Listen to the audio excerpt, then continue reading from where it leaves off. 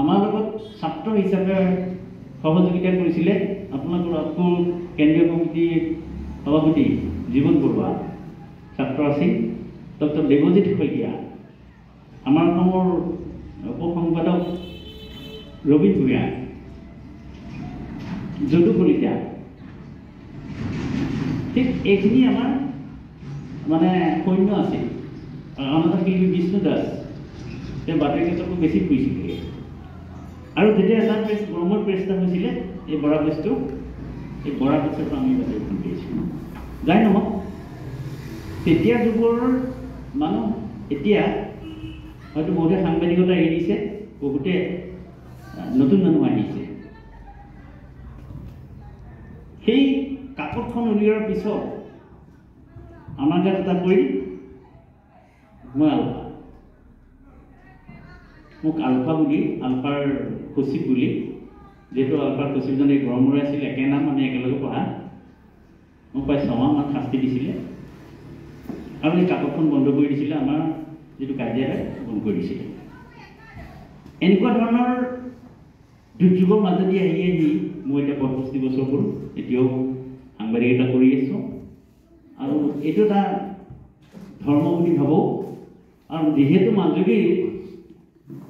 মাজুলীৰ পৰাই সাংবাদিকতাৰ ক্ষেত্ৰখন আৰম্ভ হৈছে, আমাৰ এটা কৰ্তব্য বুলি ধৰি আমি কৰি থাকোঁ।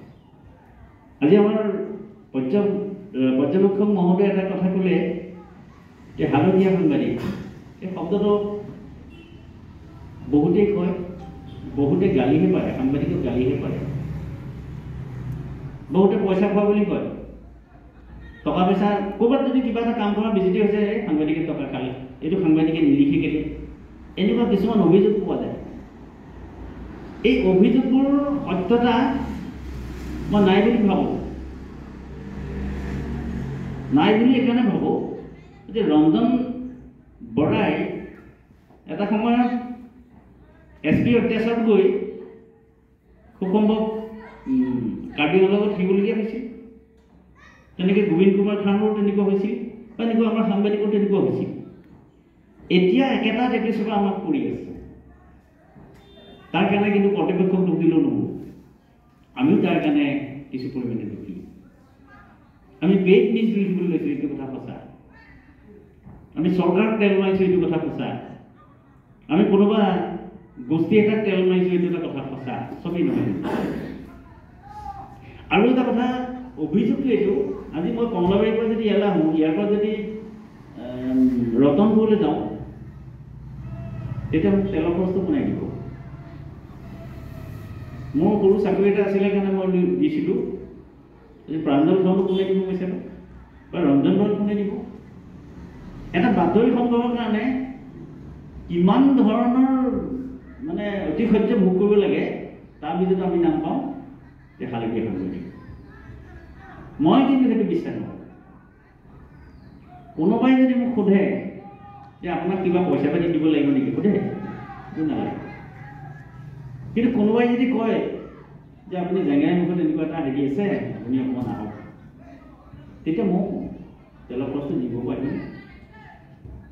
বহুতে ভাবে পেপাৰবিলাকে মানে চেনেলবিলাকে বহুত ধন দিয়ে, সেইটো একদম মিছা কথা, একদম মিছা কথা ক'লোঁ নহয়। মই এতিয়া 2020 চনৰ এই যিটো হেৰি মহামাৰীৰ পিছত মই একো পোৱা নাই বুলি ভাবোঁ। কিন্তু ৰাইজৰ মাজত ৰাইজৰ কথা ক'লে এতিয়াও দায়বদ্ধ হৈ আছোঁ। এটা সময়ত জ্যোতিষ তীৰ্থ এনেকৈ আমি একেলগে বহি, যদুমণি আছেনে নাই, একেলগে বহি নিউজ কৰিছিলোঁ। তাৰ কাৰণে কিছুমান বদনামো পাইছে। আমাৰ মূল কামটো হ'ল কি, জনসাধাৰণৰ যিটো মনৰ ভাৱ, জনসাধাৰণৰ যিটো সমস্যা বা যিটো সমস্যাৰ কাৰণে জনসাধাৰণে ভোগ কৰি আছে, সেইটো আমি সকলোতে দেখুৱাই দিওঁ।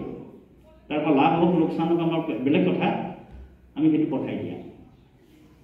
এটা সময়ত আমাৰ শাস্ত্ৰবিলাকত আছে নাৰদেই বোলে প্ৰথম সাংবাদিক আছিল আৰু সঞ্জয় বোলে প্ৰথম টিভি সাংবাদিক আছিল বুলি কয়। নাৰদ যদি নহ'লহেঁতেন, নাৰদ চৰিত্ৰটো নহ'লহেঁতেন, এই যদা যদা এই শ্লোকটোৰ অৰ্থ নাথাকিলেহেঁতেন। গতিকে জগতত শান্তি স্থাপন কৰিবলৈহে সাংবাদিকে আত্মত্যাগ কৰে। কোনোবাই হালধীয়া কয়, কোনোবাই নীলাই কয়, আপোনালোকে সেইটো কথা নকয়। গতিকে ইয়াত এটা কথা ক'বলগীয়া আছে।